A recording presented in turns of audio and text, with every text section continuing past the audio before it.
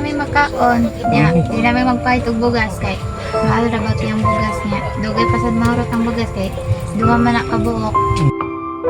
Hello mga kabro, so mapagpalang araw sa ating lahat. Ngayon po ay bisitahin natin ulit yung na-vlog natin sa mga nakarang taon sa buwan ng September.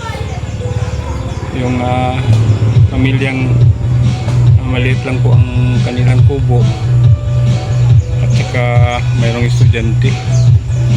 So mula noong September, ngayon pa po tayo nakabalik. So samahan natin kung tumiingay.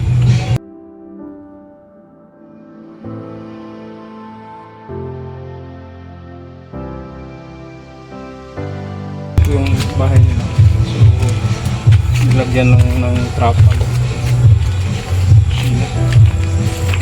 Hello, hello, ngayong hapon.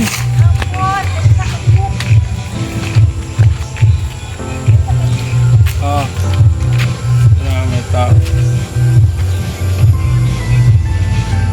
Ay, may hapon. Okay. Wala na yung mga bata.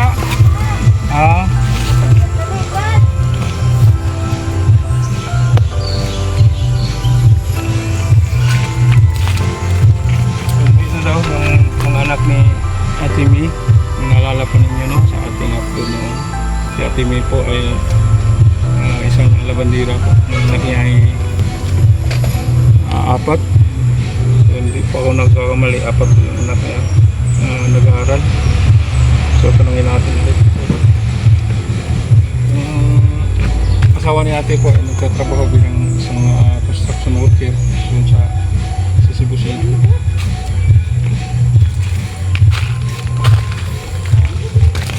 Mayong hapon eh. Magandang hapon. Ngayon na sila galing sa school. Una, nag-ipos pa ko sa ilang gamit. Sige na ate. Balik na dito, bro. Uy. Dito po ay. Okay ah. Ano ba, bro? Dari ka. Sige lang. Ay, lang, dirik eh. Ay, ikaw, lingkod lang diri kay mag-sisterya lang ta. Karon pa dyan may nakabalik kada tong buwan sa September. Ano lang, Sa dirik, 25. Ano lang yan? Karon pa dyan may nakabalik. So magpasalamat dito sa Ginoo nga naa po dahil nakakita sa to ang upload atong pangarin nako diri. Rag nato. So pero sa Dios nasa siya ipaabot nga tabang para ang konsumo, no? Kay labi na karon isod na kaayo ang bugas karon, pinakamahal. Mas mahal pag yun ni kay ni mahal po ng ato ang gas karon, gasolina, krudo. Halos 100 na ang litro. Mumahal pag yun yung palalito, no? Basta mga bugas karon pag grabe kumahal. Ya wala na sa tayo mapalit sa tindahan, kinilong na lang. Piso pa din pa kinilo, bro. Ya, kumusta man? Te, ang ato ang panginabuhi.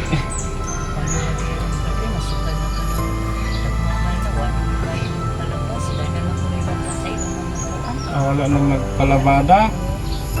Kasi kahit tungod good sa mahal na kayong palalito, no?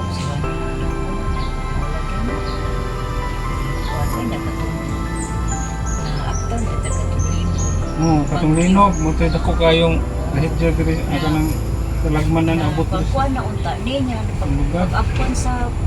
pagkuhan sa bagyo na kuhan na po. Repair na ito dito gamay. Wala gyud ninyo na pa-repair ate. Dili niya nalang ginahinayan na ba, nalangkat na po pag bagyo. Sumao na ilang sitwasyon diri ang mga kabro, no, sa unang pag-anhin nato. Lisod jud kayo ang ilang balay kay gamay ra. Ya, ang ilahang kusina pod kay guba na gi afta na lang og trapal. Ini. Ya, lisod jud kayo sila lagi na ang ilahang katulog diha ate. Kumusta ang inyong dihang Gisapawan na siya inyong ato? trapal. Wala mo tulo. Gisapawan na siya trapal. Awan na. Gisapawan lang ninyo og trapal ang yero. No? So mga tanak kung usab nimo ate, no, ato lang karuhon. Pila gyud imong anak ate? Pat ka buo. Upat. Nya ang imong panganay asa man ron? Ang primero pag ikaw duha sa bintuan na sa Cebu. Ang ang panganay o ang pangalawa doon na sa Cebu. Oo. So, wala na ba sila nag-eskwela? Katong di naman ginmadapad ang usa dam katong kamapangan. Oh, ang panganay tuminto sa pag-aaral. Asan naman siya? Sa duhala dito. Silang duha pa Oo, dito. niya ang sunod niya may eskwela. Nag-eskwela pa. Unsa na nga grado? Grade 11. 11 niya. So ang katong panganay nagtrabaho na to siya. Ang ikaduha, grade 11 nag-eskwela to sa Sipo. Cebu. Isa may gabtan dito. Para sa bigla lang bunda. Ilang lola. Duha. Si isa to pangalan ni mo inday. Mariel. Unsa dito kang grado ha? Grade 8. Kini si Bunso. Dwayne. Dwayne yung pangalan niya. Dwayne. Unsa na siyang grado ha? 6. Grade 6. So, kumusta ang ilang pangbaon ba? Istorya dito. Kumusta yung pangbaon, Inday? Say, wala kayo may baon kahit tungkol sa kalisod. Baksa kayo ito trabaho sa inyong Sa construction brand. construction, no? So, kada semana ba siya magpadala? O pero kanang usay ba dili kada ingon kada semana pa uli kay silbing labi na usay wa duty kanang usay uwan. Anak gina ang Oh, construction pag mulan wala kita duty, no? Trabaho. padana lang ang lugar sa Padaan na lang ang iyang sweldo.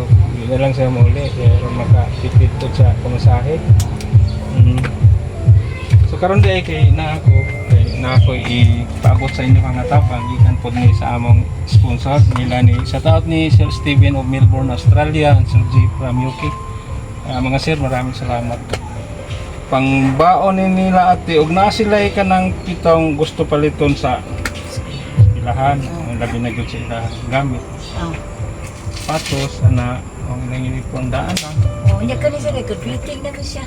Graduating na si grade 6. Oo. Sakto kayo. March 30 pohon. Dawata Green. So unsa may istorya? Si Juan. Si ni usa. Mariel. Si Mariel. Ana kay 1,000. Thank you. So ate katong usa to ang mag-eskwela dito, no? So pwede ra nimo ipadala. Padala na po. Okay, sa pangalan na to? Mirel. Mirel, babae. Oh, bye. So 1,000 din, ha? Gawas pa ana, 3,000, no? Kay tulo mag-eskwela, nasag ko ihatag para nimo. Cash po 3,000. Madawata. 1,000, 2,000, 3,000. So ang tira lahat na naibigay ko sa inyo ay 6,000. Tama ba? So maliban pa sa ating cash ate, meron din akong ibigay sa inyo na grocery. Salamat kay Brother. Ha? Salamat kayo. Si Inday Marie, ano masasabi? Thank Ha? you. Thank you so much. Kaya na lagi may pangbaon o makapait na sa mga gusto.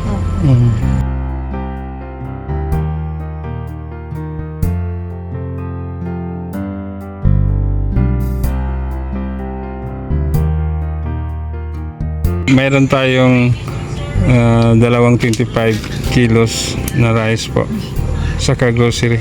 So kunin pa yung isa. So sa ate, ano masasabi mo sa ating biyaya ngayon? Napasalamat po maayo sa Ginoo. Sige, gratata na medyo kami gibalik sa mga sponsor di ay nagkuanta mo. Wala lang na akong kakagay mo salamat dito. Salamat Sir Steven o Sir J. So yan, napakalaking tulong na ito ate, ha? Para sa pangaraw-araw natin na pangangailangan. Thank you sa mga nanghatag ko. Grasya sa amo ka. Hindi ka mo kalimtan. Thank you po nga. Daghan na kami. Salamat kayo mga kuya nga inyo may gitagaan o grasya. So nalipay yun mo. So yan po, mahihain po sila mga kabo. So yan, meron po tayong isang sako, dalawang 25 po ito. Yan. Yan lang daw. Yan lang. So yan, ito po ang ating grocery, no? Dalawang 25 kilos na rice plus ito ate, ha, yung grocery natin. Madami. sabi po sa ating sponsor na damihan po natin. Yan. So yung cash natin 6,000 na nabigay po natin sa kanila ni ate po. So halos kompleto po ito ate. Dito na yun, mga kape, gatas, dilata, noodles. Oh, so walang ano man po ate. So yan ang ano po nila dito, ang naging problema po nila, yung ano po nila dito, tirahan no, kasi sira na yung kusina. Kapal na lang. At saka yung tulugan nila, butas na rin yung ano, yero. Tinakpan na lang nila ng kapal. Kasi mahirap po yung buhay. Si ate kabandira lang. So ngayon po ay wala nang nagpalabada dahil sa mahal ng bilihin. Saka yung asawa niya ay ano lang, nagtrabaho lang bilang isang construction worker. Saka may mga estudyante. Kausap sa makadaghan, nagpasalamat ko maayo sa mga sponsors o sa Bratata o sa Ginoo. Ginoo ko tayo na po mga pag-ampo. Nga, nahimo sa taon si Bratata na instrument. Pagtupag sa po mga pag-ampo. Kaya salamat. Na namin makaon, niya, di namin magpahit og bugas kay mahal ra ba yung bugas niya. Dugay pasad mahurot ang bugas kay duha man na kabuok. Sako no? 50 kilos nito na. Kasi napad dito yung mga sudan inday ha. Mga dilata nga mabaw ninyo ha. Salamat ko madaghan kayo bugas tani man.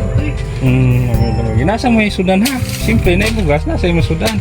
Ngayon yung pampaon, sold na kay naman tayo cash no? 6,000. Kasali Para yung pagkuan pambaon nila. graduation taon. Oo, pang graduation malapit na. Ayun kuhan. Third karong 30. Baso. Sige nga. Nasyahan yun. Sige ha nga. Hindi na may magdugay Sige, kay salamat. Diyo hapon ha. Salamat kayo. Brad. Okay, sa pa yan. Sige, anto na lang bigay hapon na kayo ha. Ayaw mo diri. May sagong na tabang namin din. Hindi ako sa inyo ha. So, ako sa akong bugas, cash groceries, yan na mo 6,000 nga cash ha. So, magpasalamat ito sa ating sponsor. Ni Sir Steven of Melbourne, Australia and Suji from UK. Maraming salamat po mga sir. So, yan. Sige ate, di na may magdugay. Okay, bye-bye na sa inyo. Oh, bye-bye.